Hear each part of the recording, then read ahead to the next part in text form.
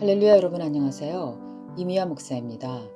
오늘 저는 사도행전 7장 35절에서 42절의 본문을 근거로 또 한 번의 기회라는 제목으로 하나님의 은혜의 말씀을 잠시 나누고자 합니다. 본문은 초대교회에서 최초로 선택되었던 7집사 중에 한 분이었던 스데반이 복음을 증거하다가 적대적인 유대인들에 의해 산헤드린 공회에 잡혀와서 변론하는 내용의 일부입니다.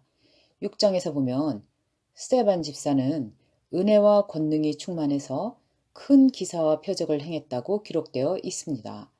예수님을 거짓으로 고소하고 신성 모독으로 몰아서 십자가에 못 박히게 했던 무리들은 예수님의 부활 승천 후에 예수님의 제자들이 그리스도 예수님을 증거하는 일을 가만히 두지 않았습니다.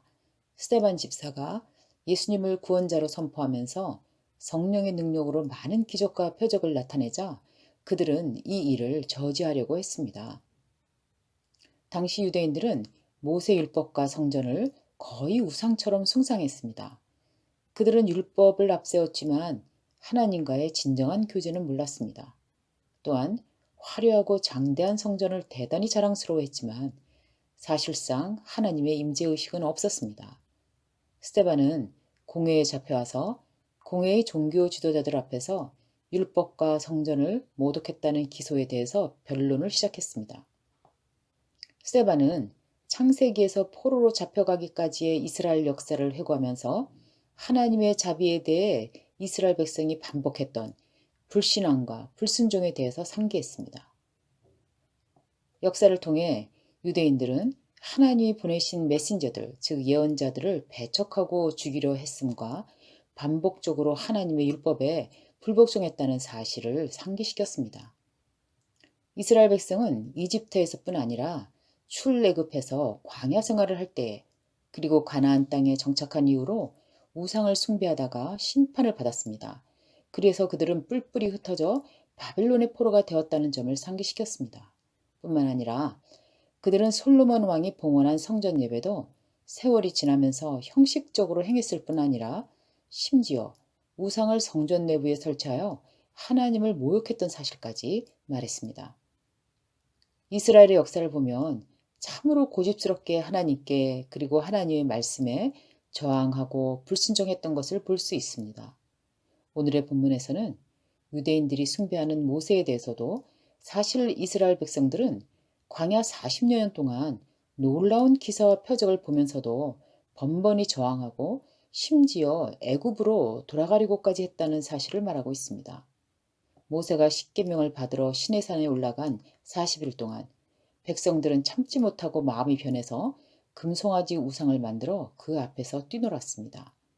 그 후 가나안에 들어온 이후는 가나안의 우상들과 일월 성신 숭배를 행했습니다. 하나님께서는 그들의 죄악에 대해서 징계하시다가 아예 버려두셨습니다. 결국 그들은 나라를 잃고 성전이 불타고 머나먼 이국의 나라로 강제로 끌려갔던 것입니다.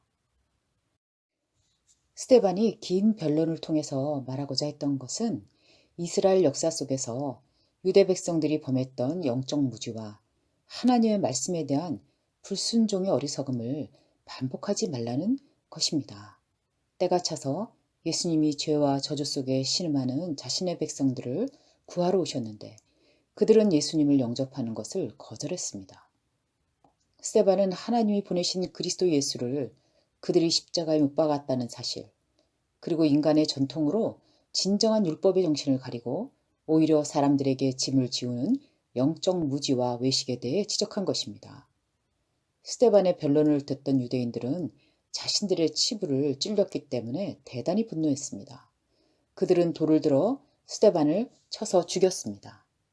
회개하지 않고 예수님을 거부하던 그들은 로마의 정치적 저항을 하다가 결국 엄청난 살육을 당하고 성전은 다시 한번 파괴되고 약탈당했습니다. 본문을 통해 우리는 하나님께서 우리에게 주시는 또 한 번의 기회를 놓치는 어리석음을 범하지 말아야겠다는 깨달음을 얻습니다. 우리가 이전에는 어리석어서 못 들었던 하나님의 말씀들이 있습니다. 구원의 복음이 들려올 때, 그리고 내 삶의 여러 가지 인도하심에 대한 하나님의 말씀이 성령을 통해 들려올 때 나의 인본주의적 신념이나 때로는 종교적 신념으로 거절하고 거부하는 어리석음을 범하지 말아야 한다는 사실을 깨닫습니다. 반복된 불순종이나 불신앙은 우리의 삶에 치명적인 결과를 가져올 수 있습니다.